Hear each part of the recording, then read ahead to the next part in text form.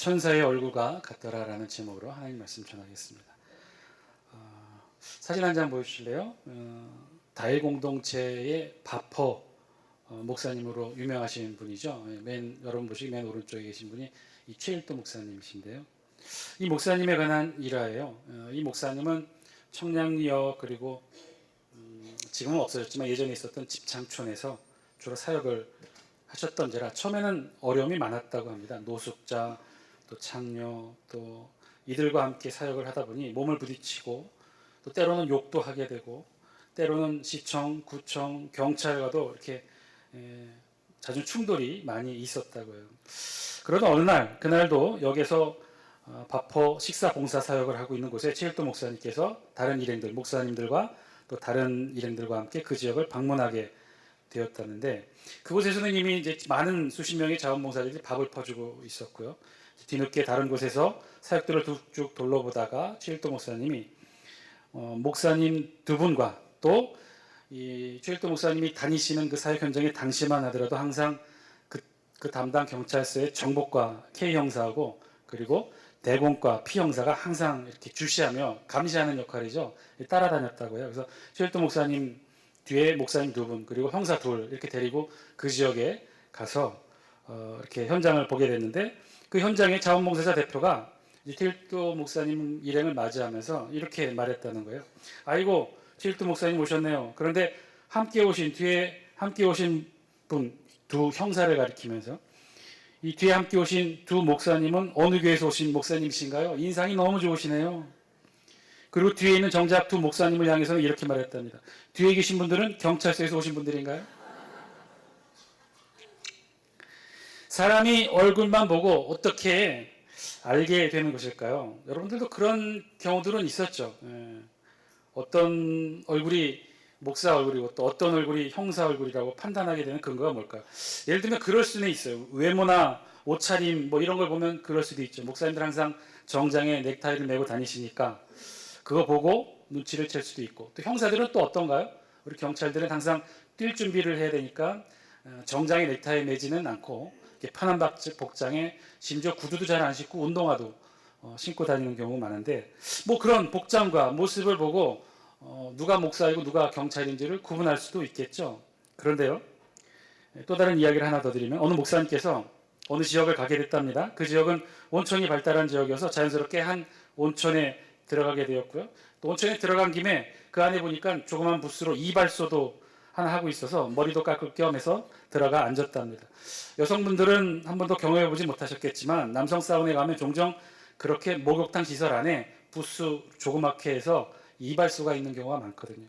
그러니 그 안에 들어가서 이발하는 경우나 대부분 그 안에 이발소에서는 보통 몸을 다 벗고 앉게 되죠. 그리고 알몸에 흰색 천을 두르고 앉아서 이발하는 형태가 되겠는데 목사님도 그렇게 앉아서 이발을 하고 있는데 자연스럽게 이 수다스러운 이발사가 이것저것 묻고 이야기하다가 갑자기 자신에게는 특별한 재능이 있다는 자랑을 합니다.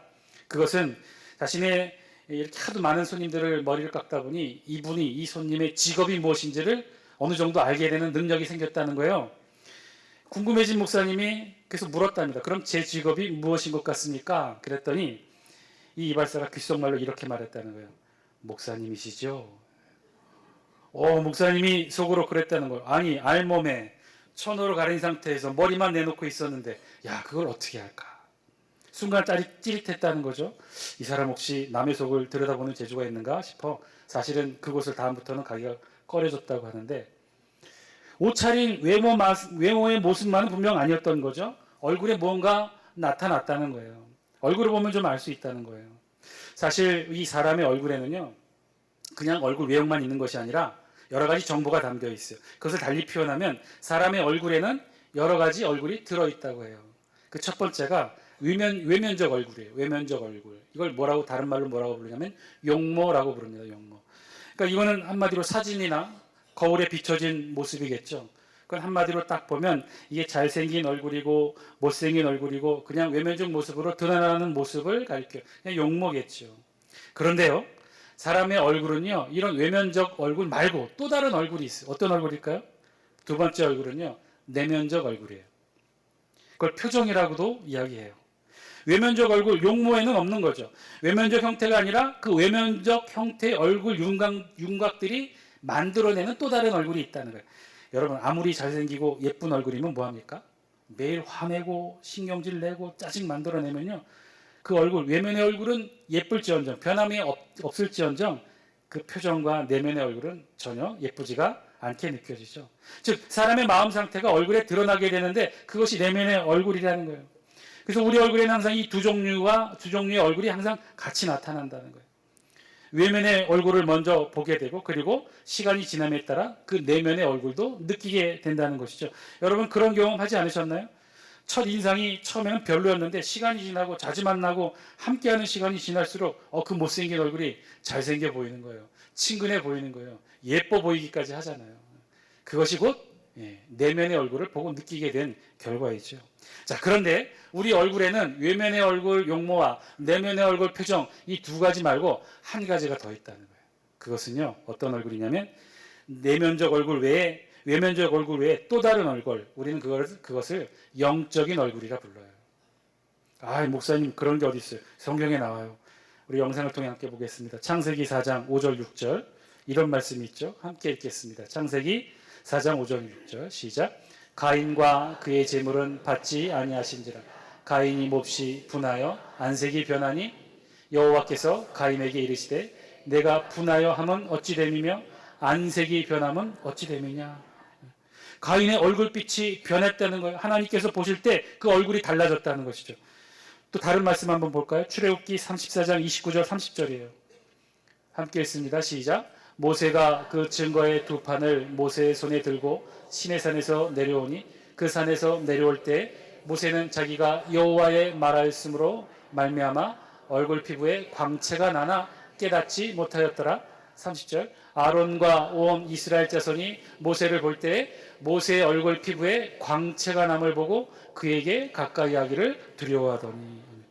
두 말씀이 증거하고 있는데 하나는요 가인의 얼굴에 안색이 변했다라고 그랬어요.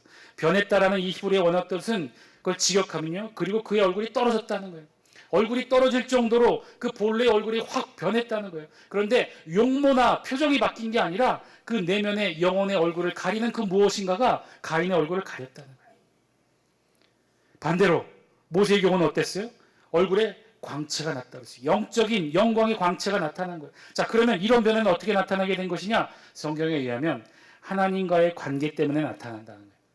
가인은요 하나님의 뜻을 저버리고 하나님께로부터 멀어져 가면서 그의 얼굴에 영적인 어두운 그늘이 짙어지기 시작했어요. 그리고 심지어 이제는 아벨을 죽이고 나자 그 영적인 어둠이 얼굴 전체를 뒤엎어 버렸어요. 그래서 얼굴이 떨어졌어요. 그래서 우리 성경은 그것을 안색이 변했다라고, 하나님께서 발견하실 정도로 안색이 변했다라고 기록합니다. 모세는 어떻습니까? 40일 동안 오직 시내산에서 하나님과 함께 했어요. 눈과 눈으로 마주하면서 하나님을 보았어요. 가장 하나님 가까이 있었어요. 그랬더니 누구라도 쉽게 알아차릴 수 있을 정도로 모세의 얼굴에 영광의 광채가 묻어났다고 했어요.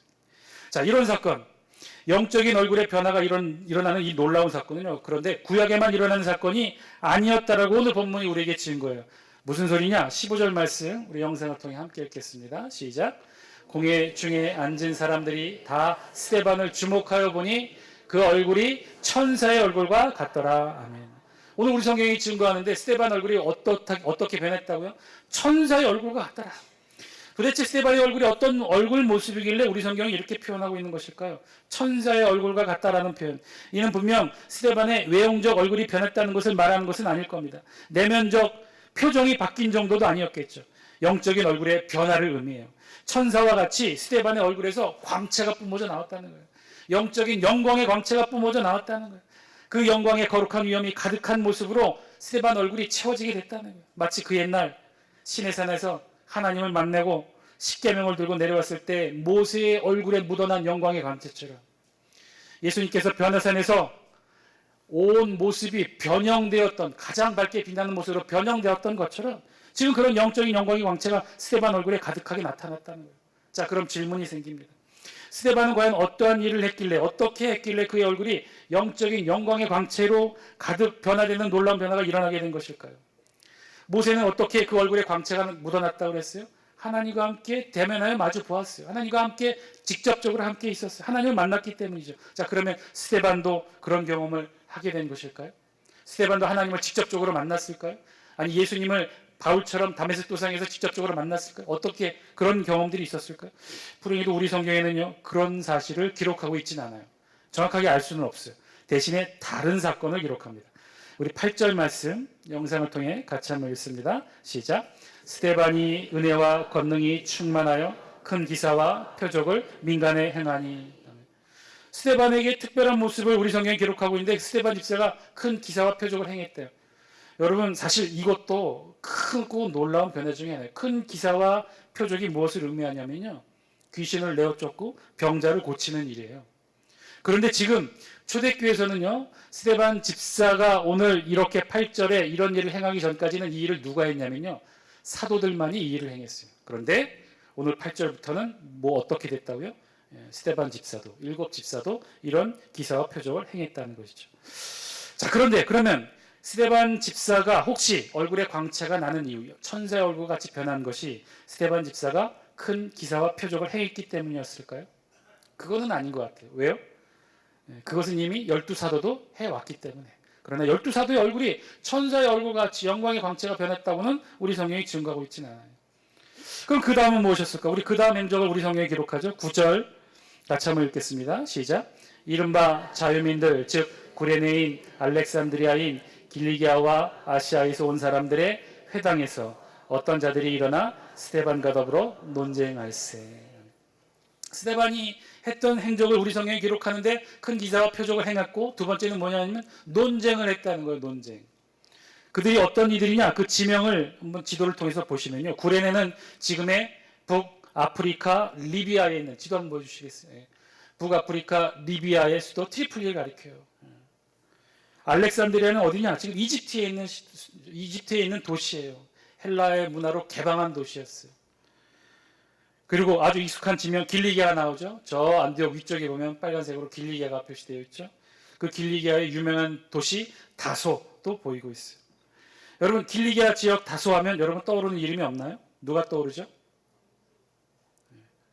사울, 나중에 바울이 된 바울의 고향 출신지가 바로 길리기아 다소죠. 지금 지도로 확인했듯이 지금 성경 9절에 나온 지명은 예루살렘과 상관이 없었어요. 굉장히 멀리 떨어진 지역이었어요. 그런데 우리 성경에 보니 이런 먼 지역에서부터 온 사람들의 회당에서 어떤 자들이 일어나 스데반과 논쟁을 했다는 거예요. 아마도 이 논쟁의 자리에 우리 성경이 정확하게 기록하고 있지는 않지만 스데반과 논쟁을 벌였던 이들 중에 바울의 전신 사울도 있었을 것입니다. 자, 그런데 그 논쟁의 결과가 어떻게 되었느냐? 10절이에요. 우리 10절 영상을 통해 함께 읽습니다. 시작. 스데반이 지혜와 성령으로 말함으로 그들이 능히 당하지 못해요. 근데 결론은 어떻게 됐느냐? 논쟁의 결과 번번이 스데반이 이겼다는 거예요. 자, 그러면 이들은 도대체 어떤 사람들이었을까요? 왜 이들이 스데반과 논쟁을 했을까요? 사실 이 논쟁이 사실은 별것 아닌 것처럼 보이나 굉장히 중요한 사건의 발달을 일으킵니다. 이들이 스데반과 논쟁해서 결국 졌어요. 그래서 그것이 사건이 되어서 어떤 일을 벌이느냐? 스데반 집사를 사내들인 공의회 재판장에 서게 합니다. 그리고는 그 재판장에서 결국 스데반 집사가 순교하게 되는 계기가 된 거죠. 왜 이들은 스데반 집사를 고소했을까요? 재판장에 세웠을까요? 우리 다 함께 11절 말씀 같이 한번 읽습니다. 시작. 사람들을 매수하여 말하되 이 사람이 모세와 하나님을 모독하는 말을 한 것을 우리가 들었노라 하게 하고. 뭐라고요? 사람들을 매수하여 말하게 했다는, 한마디로 거짓 증인을 재판장에 세웠다는 거예요. 거짓 증언의 내용도 보면 예사롭지 않죠. 스데반이 뭘 했다는 거예요? 모세와 하나님을 모독하는 말을 하는 것을 우리가 들었다. 거짓이죠. 스데반이 모세와 하나님을 모독하는 말을 했다고 거짓 증인을 세워 거짓 증거를 한 거예요. 또 13절에 보니까 이렇게 기록되어 있어요. 13절 함께 읽습니다. 시작. 거짓 증인들을 세우니 이들이 사람이 이 거룩한 곳과 율법을 거슬러 말하기를 마지 아니하는도다. 스데반이 거룩한 곳과 율법을 거슬러 말하기를 주저하지 않았다는 거예요. 이 거룩한 곳은 어디를 가리키냐면 성전이에요. 즉 스데반이 성전과 율법을 거슬러 말했다는 것이죠. 역으로 말했다는 거예요. 순종하지 않았다는 거예요. 이 거짓 증언의 내용들을 보니 단순한 시비의 내용은 아니었죠. 개인의 감정과 사사로운 관계를 따지자는 내용이 아니었어요. 모세와 하나님을 모독하는 신성 모독죄를 했다. 성전과 율법을 거스리는 중죄를 저질렀다. 이렇게 거짓 증인을 세워 거짓 증거로 지금 스데반을 재판장에 세웠다는 거예요. 자, 그럼 도대체 이들이 누구이길래 스데반과의 논쟁에서 졌다고 이런 안가품을 하는 걸까요? 왜 이렇게까지 하는 걸까요? 정답은 9절에 있어요. 우리 9절 말씀 우리 같이 다시 한번 읽겠습니다. 시작. 이른바 자유민들 즉 구레네인, 알렉산드리아인, 길리기아와 아시아에서 온 사람들의 회당. 여기까지 읽겠습니다. 이들이 지금 구레네인, 알렉산드리아인, 길리기아, 아시아에서 온 사람들이 누구라는 거예요? 우리 성경에 보니까 자유민들이라고 우리 성경에 표현하고 있어요. 자유민들. 여러분, 자유민들이 어떤 사람들이 자유민이에요? 그냥 모든 사람들을 원래부터 자유민들을 자유민이라고 그러지 않죠. 누구를 가리키냐면요, 원래는 노예의 신분이었어요. 그런데 여차여차한 이유로 그 노예의 신분 속박이 풀려나 자유인으로 돌아온 경우 그들을 가리켜 자유인이라고 그랬어요. 자, 그러니까 한마디로 오늘 성경을 통해 스데반 집사와 첨예한 논쟁을 벌였던 이 이방 지역의 출신 지역의 사람들은 하나같이 누구였냐면요, 원래는 노예였다는 거죠. 여러분, 이들이 누구였냐면요, 사실은 BC 63년 전, 즉 예수님이 유대 땅에 오시기 63년 전에 유대 땅이, 예루살렘이 로마에 점령당해요. 로마에 그래서 식민지가 됩니다. 그때 로마의 장군 폼페이우스가 이 유대 땅을 점령하면서 로마의 식민지로 삼고 그 땅에 있었던 대부분의 사람들을 포로로 잡아가요. 그리고는 로마 제국 전역에 흩어져 노예로 살게 합니다.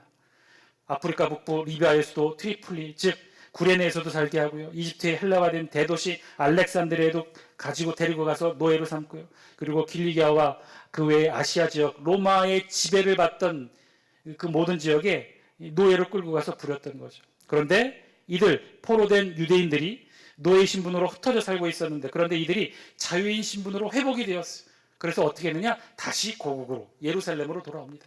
얼마나 간절했겠어요. 그리고 이들은 굉장히 특별한 신앙에 열심히 있었던 자들이에요. 이들의 숫자가 예루살렘에 굉장히 많았어요. 그리고 이들이 자신의 출신지별로 예루살렘 안에 회당을 각각 지었어요. 그래서 예루살렘 도시 안에는요, 이들 출신 지역 도시별로 각각의 회당들이 존재했다는 거예요. 다른 역사 자료에 의하면요, 이 당시 예루살렘에는 480여 개나 되는 회당들이 있었다고 해요. 이들 각 회당에서는요, 자신들의 출신 지역들로 모여서 유대교의 신앙을 철두철미하게 지켰던 거예요. 율법을 지키고 말씀을 고수하고. 그러니까 오늘 본문의 스데반이 논쟁을 벌였던 대상은요, 출신지가 이방 지역이었을 뿐 철저한 정통 디아스포라 유대인이었던 거예요. 오직하면 자신들이 수십 년간 살아왔던 지역에서 다 벗어놓고 고국으로 돌아왔겠어요. 이들은요, 신앙으로 굉장히 열심히 있던 자들이었어요. 이런 신앙에 열심 있는 핵심 유대 율법의 전사들의 눈에 스데반 집사, 예수 그리스도를 이야기하고 증거하고 하는 이 스데반 집사가 곱게 보이지 않았죠. 어떻게 무리를 해서라도 이 스데반을 그래서 재판정에 세우려 했던 거예요. 자, 그렇다면 정통 유대인을 상대로 스데반 집사가 논쟁을 벌였다고 하는데 그 내용이 무엇이었을까? 저들의 고소의 내용으로는 스데반 집사가 모세와 하나님을 모독했고 성경과 율법을 거스르는 말을 했다는데 잘 이해가 되지 않아요. 그럼 어떤 말을 했을까? 우리 그 내용이 14절이 기록이 되어 있어요. 우리 14절 말씀 영상을 통해 같이 한번 읽습니다. 시작. 그의 말에 이 나사렛 예수가 이곳을 헐고 또 모세가 우리에게 전하여 준 규례를 고치겠다 함을 우리가 들었노라 하거늘. 정확하게는 이것도 거짓이에요. 스데반 집사가 지금 이방 지역 출신 정통 유대인들의 회당 480개를 다 찾아가면서 이들과 논쟁을 했는데, 뭐라고 논쟁을 했느냐? 나사렛 예수가 이곳을 헐고 성전을 헐고 모세가 우리에게 준 규례 율법을 고치겠다, 뜯어 고치겠다, 이렇게 얘기했다는 거예요. 거짓이죠. 스데반은 절대 그렇게 얘기한 적이 없어요. 그러나 이 14절의 말씀을 근거로 스데반이 진짜 전했단 말은 우리가 유추해 볼 수 있어요. 그 말은 어떤 것이냐면요, 요한복음 2장 19절 말씀이에요. 우리 영상을 통해 요한복음 2장 19절 말씀 같이 한번 읽습니다. 시작. 예수께서 대답하여 이르시되 너희가 이 성전을 헐라 내가 사흘 동안에 일으키리라. 아멘. 예수님이 이 말씀을 하셨죠. 제자들에게도 이 말씀을 하셨고 초대교회 성도들은 늘 예수님을 기억하며 이 말씀을 마음에 새겼어요. 자, 이 말씀의 뜻이 뭔가요? 예수께서 이르시되 너희가 이 성전을 헐라. 여기서 말하는 성전이 무엇을 가리키죠? 그들을 눈에 보였던 헤롯 대성전이 아니라 누구를 가리킨 거예요? 신약시대, 은혜시대, 성령의 시대 이 땅에 직접 오신 성전 대신 예수 그리스도 자신 몸 육체를 의미했던 거죠. 그 육체가 결국 십자가에서 죽게 되고 3일 만에 하나님께서 부활시킨 그 사건을 들어 이렇게 표현하셨던 거예요. 너희가 이 성전을 헐라 내가 사흘 동안에 다시 일으키리라. 그래서 그 몸이 죽고 3일 만에 다시 부활하신 십자가 사건을 두고 말씀하신 것인데, 아마도 스데반 집사는요 이 예수님의 말씀을 전했겠죠. 마음속에 새기고 기억하고, 그리고 480개 회당을 찾아가 다니며 정통 유대 전사들에게 논쟁을 했던 거예요. 예수가 그리스도다, 예수가 하나님의 아들이다, 그 하나님의 아들이 우리를 위해 이 땅에 오셔서 십자가에 못 박혀 달려 돌아가시고 3일 만에 하나님께서 부활하셨다, 그래서 우리에게 구원이 임한 것이고, 그 예수님이 그래서 우리에게 예수 그리스도다, 이것을 증거했던 것이고 이것을 논쟁했던 것이죠. 이 힘있게 성령의 힘에 의지하여 논쟁하는 이 스데반의 논쟁을 저들은 이길 수 없어서 이런 무리한 방법을 사용했다는 거예요. 사랑하는 장수교 성도 여러분, 다시 처음 질문으로 돌아갑니다. 좀 자세히 우리 본문을 살펴보았는데요, 그러면 결국 스데반 집사의 얼굴이 어떻게 하여, 무슨 연유로 이 천사의 얼굴이 될 수 있었던 걸까요? 어떻게 스데반 집사의 얼굴에 영광의 광채가 들이오게 된 것일까요? 오늘 말씀에 의하면요, 결국 스데반 집사가 한 것은 다른 것이 아니었어요. 스데반 집사가 큰 기사와 이 표적을 일으켰기 때문에, 병자를 고쳤기 때문에 얼굴에 광채가 난 것이 아니었어요. 저들과 치열하게 논쟁을 했기 때문에 이 광채가 난 게 아니었어요. 스데반 집사의 얼굴에 광채가 난 이유는 단 하나, 스데반 집사가 예수 그리스도의 말씀을 기억했고 그 말씀을 선포했고 그 말씀을 증거했다는 거예요. 요한복음 2장 19절 말씀, 예수께서 대답하여 이르시되 너희가 이 성전을 헐라 내가 사흘 동안에 다시 일으키리라. 스데반이 이 말씀을 전했던 거죠. 그것도 예루살렘 안에 있는 480개 정통 유대교를 신봉하는 저들의 본거지 한복판으로 가서 예수 그리스도의 말씀을 증거한 거예요. 결국 저들의 손에 십자가에 못 박아 죽게 한 저들 앞에 가서 담대히 예수 그리스도의 말씀을 증거했던 스데반이 결국은 하나님에 의해 영적인 영광의 광채가 얼굴 가운데 드러나게 되었던 거죠. 오늘 성경이 말씀하시는 것은 바로 이것이었어요. 스데반 집사의 얼굴이 왜 어떻게 천사의 얼굴로 변화되었는지, 왜 어떻게 영적인 영광의 광채가 드러나게 되는지, 그 내용을 우리 성경은 단 하나로 표현해요. 그거는 스데반이 예수 그리스도의 말씀을 기억했고 그 말씀을 증거했다는 거예요. 목숨 걸고 생명 걸고. 사랑하는 장수교 성도 여러분, 오늘 말씀을 통해 저와 여러분들에게도 주신 하나님의 음성 듣게 되기를 원합니다. 스데반 얼굴에 어떻게 그런 광채가 생겨났는지, 어떻게 스데반의 얼굴에 천사의 얼굴이 되게 됐는지, 이유는 단 하나였어요. 스데반 집사가 예수 그리스도의 말씀을 기억했고 그 말씀을 전했어요. 목숨을 걸고, 그리고 예수님의 말씀대로 행하는 삶, 실천하는 삶을 살았던 거예요. 480개 회당을 돌아다니며 목숨 걸고 증거했던 것처럼. 지난 목요일 2차 정책당회를 했습니다. 6시 30분에 모여서 밤 12시 30분에 끝났어요. 굉장히 긴 시간 토론과 격론 끝에 2020년 중요한 장수교의 정책들을 결정하게 되었습니다. 그리고 또 아직 다 못해서 또 이번 주 목요일에 모이게 됩니다. 6시 반부터 12시 반까지 많은 결정들이 있었어요. 그 중에 한 가지를 알려드립니다. 2000년도, 내년도 2020년도에는요, 이번 정책당을 결정한 가장 중요한 결정 가운데 하나는요, 성탄절 헌금을 그 목적에 맞게끔 사용하자라고 결정했어요. 그래서 성탄절 헌금은요, 내년, 올해가 아닙니다. 내년에 거치게 되는 성탄절 헌금은 그의 예산에 포함시키지 않기로 했어요. 특별회계로 묶어서 오로지 구제를 위해 사용하자. 우리 교회가, 제가 늘 어디 가서 자랑하는 게 있어요. 우리 교회가 사순절 고난주간 특별 한 끼씩 금식해서 그 헌금을 모아 매년 수술을 앞둔 어려운 아이들을 우리가 도왔죠. 여러분 기억하세요? 예준이 교통사고로 뇌병변 1급 장애 판정을 받았어요.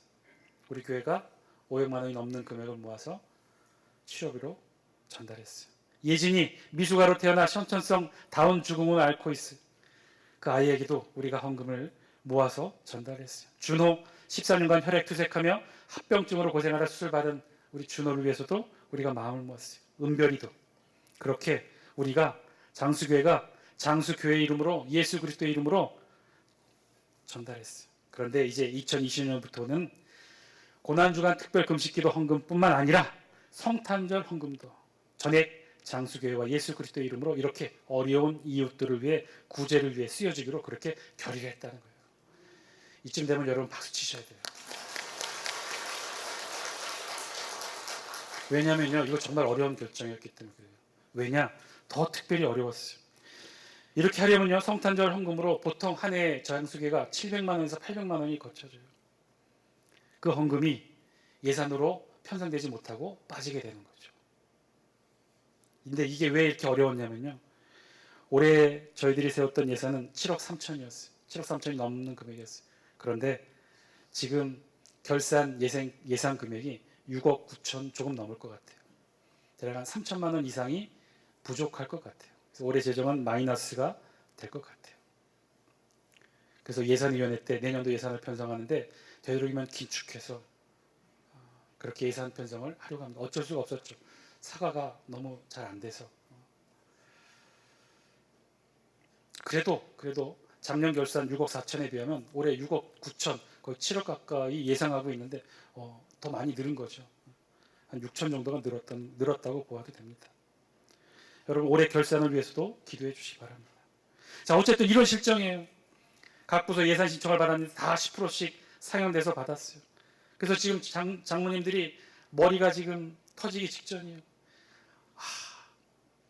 저도 이 안건을 낼까 말까 고민을 많이 하고 교역자 회의도 많이 고민을 했어요.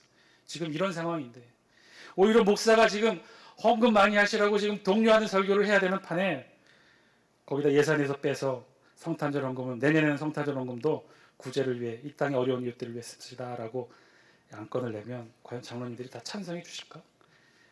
목사님이, 젊은 목사님이 몰라도 너무 몰라, 교회 재정을 몰라, 이렇게 타박하고 나무라시진 않을까?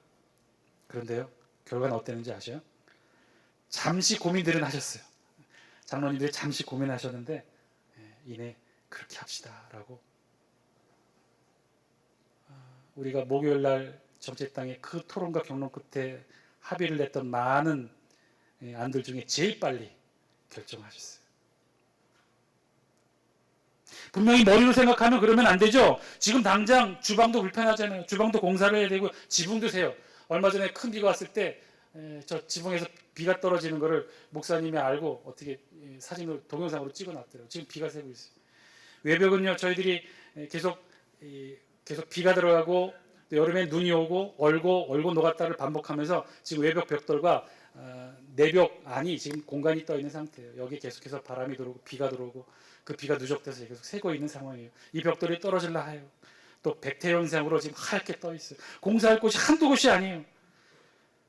예산 수입은 줄고, 그런데 구제로 지출하자고 하니 도저히 머리로는 받아들일 수 없었던 거죠. 그런데 우리가 결정을 했어요. 왜? 머리가 아니라 가슴이 외치는 소리를 들었기 때문에. 머리로는 올해도 마이너스 재정입니다, 이렇게 해서는 안 됩니다 라고 말하고 있지만, 이 가슴이